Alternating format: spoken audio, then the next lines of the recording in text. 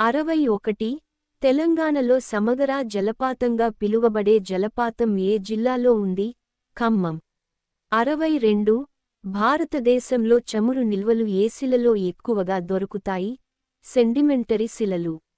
63 ప్రపంచ కాల మండలాలు ఎన్ని? 24.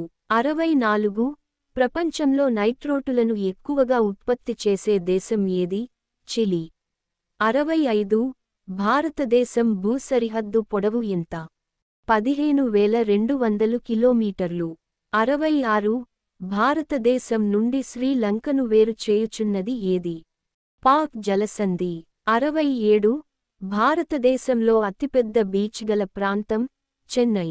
68 భారతదేశంలోని అవపాతంలోని అధిక భాగం ఏ స్వభావానికి చెందింది?